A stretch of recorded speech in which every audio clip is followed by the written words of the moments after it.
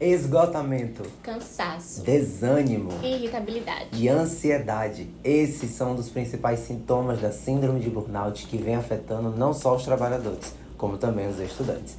É o que você confere agora no nosso jornal de hoje.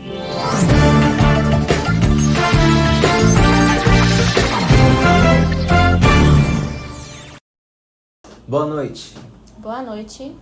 Hoje vamos abordar o tema, que vem chamando bastante atenção no mundo, que é a síndrome de burnout, que é reconhecida pela Organização Mundial da Saúde como uma síndrome que vem causando um estresse crônico e que afeta milhões de brasileiros. Ele não só atrapalha no seu desenvolvimento, mas também no seu psicológico e no seu emocional. O burnout não só afeta os trabalhadores, como também afeta os estudantes, pela alta pressão exercida pelas famílias para que eles possam constantemente serem positivos e produtivos em seus estudos. O Ministério da Saúde adverte que a síndrome do burnout é um distúrbio emocional causado pelo estresse crônico, gerando impactos físicos e psicológicos para as pessoas. Agora, a repórter Maria Clara traz pra gente as estatísticas mundialmente e aqui no Brasil relacionadas ao burnout. Boa noite, Maria Clara. Boa noite, Bruno e telespectadores. Falando em nível mundial, temos o Japão liderando o ranking com 70% dos casos de burnout. Logo em seguida, temos o Brasil com 30% dos trabalhadores apresentando esse esgotamento físico e mental por conta do excesso de trabalho. Depois temos a China, Estados Unidos e a Alemanha. E especialistas alertam que qualquer pessoa pode desenvolver essa síndrome, mas, de acordo com o Ministério da Saúde, tem algumas profissões que apresentam maior vulnerabilidade, principalmente aquelas que exigem alta pressão e responsabilidades constantes. Outro estudo realizado foi pela startup mineira Wayminder, que nos ajuda a entender melhor o cenário do burnout no Brasil. O estudo foi realizado com o apoio da inteligência artificial, com mais de 600 funcionários de 17 organizações, e apontou as áreas corporativas que são mais impactadas pelo burnout. Em primeiro lugar, a gente tem o setor de recursos humanos, com 43 pontos. Logo em seguida, vendas, educação, liderança, administrativo e, por último, tecnologia de informação, com 36,61.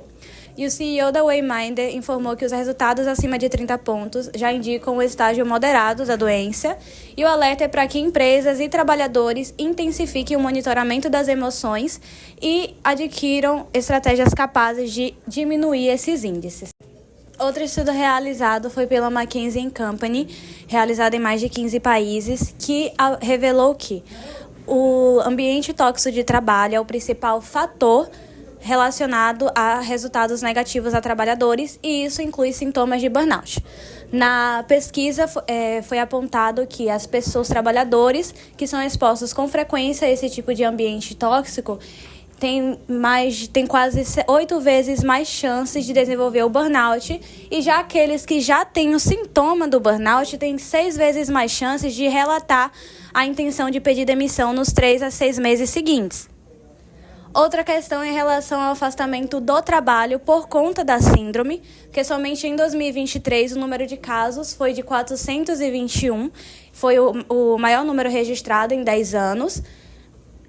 O aumento ficou mais evidente durante a pandemia do Covid-19. Para se ter uma ideia, em 2019, o número de casos de afastamento por conta do burnout foi de 178. 4 anos depois, em 2023, esse número mais que duplicou, com um aumento de 136%.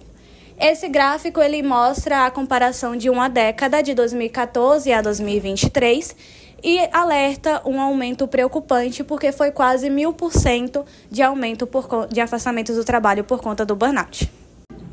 Bom, agora vamos chamar nossa repórter Daniela, que está com uma profissional da área de psicologia.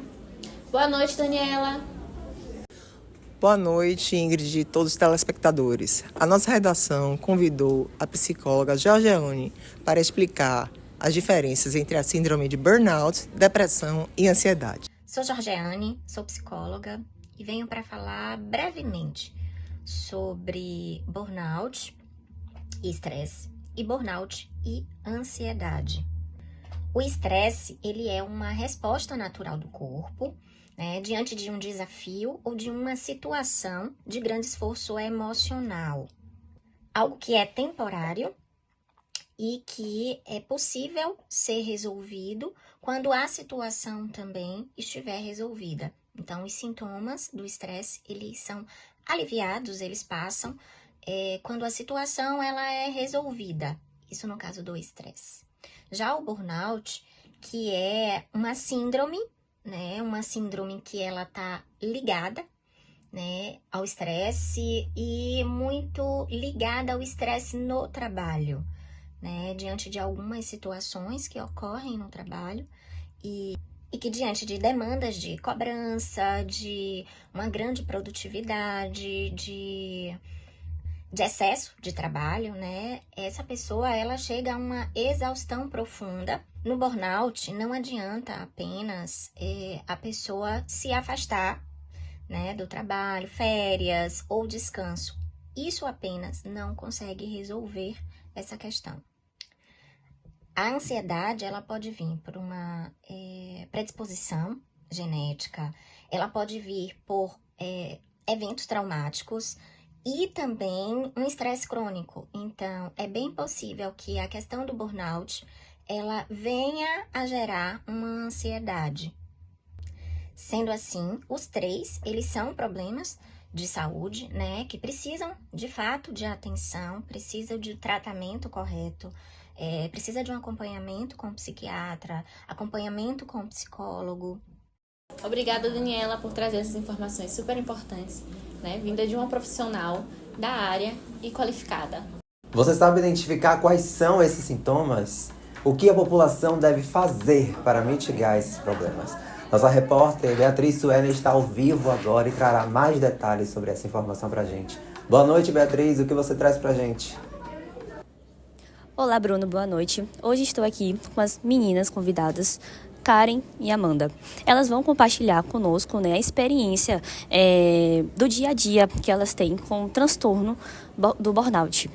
Bom, Amanda, seja muito bem-vinda, né? E eu gostaria de saber como o seu corpo e a sua mente começaram a dar os primeiros sinais de que algo estava errado. Inicialmente eu comecei a sentir uma dormência nas mãos, nos braços e tinha muita dificuldade de dormir. Quando eu chegava no trabalho eu sentia muito sono, ficava extremamente indisposta e não conseguia ter foco naquilo que eu tinha costume e tinha muito foco e hábito de fazer todos os dias. Aí eu investiguei inicialmente o sintoma, né, que era o físico, que era da dormência, acreditando que podia ser algum outro tipo de doença. E aí não deu nada nos exames. Foi aí que partiu da indicação do médico que eu fiz esses exames, que eu procurasse um psiquiatra para entender. E aí eu recebi esse diagnóstico de que poderia ser o burnout. O que as pessoas ao seu redor, né, amigos, famílias, colegas de trabalho perceberam sobre você que talvez você não tivesse enxergado na época? A minha família não entende muito, né? Porque tem muito aquela cultura de que, meu Deus, você não pode faltar trabalho, você não pode. Isso aí é cansaço. É assim mesmo, é normal, todo mundo se cansa. Então existia, assim, um pouco de preconceito ou talvez falta de entendimento sobre o assunto, de entender o que era aquilo, para saber que aquilo não é bobagem, que aquilo não é frescura, que aquilo não é só uma brincadeirinha ou é porque eu tô cansada do trabalho que eu não tô conseguindo, ou é só dormir mais cedo que você acorda melhor e disposta no outro dia. Sim. E para você, o que dói mais é lidar com o sentimento ou com o preconceito que você falou da sua família? Eu acho que é uma mistura, né? A questão do preconceito, ela vai além do âmbito familiar. Dentro do próprio trabalho, essa é uma preocupação que a gente tem, de que as pessoas enxerguem isso de uma forma preconceituosa e não entendam que, de fato, isso acontece, que, de fato, existe aquele diagnóstico. Além da sua aceitação de, tipo assim, entender que você precisa se tratar e, ao mesmo tempo, você precisa continuar dando conta das coisas da sua vida, eu acho que o que mais pesa é o preconceito mesmo, de todos ao redor em geral. Obrigada, Amanda. Bom, agora partimos para a Karen, né?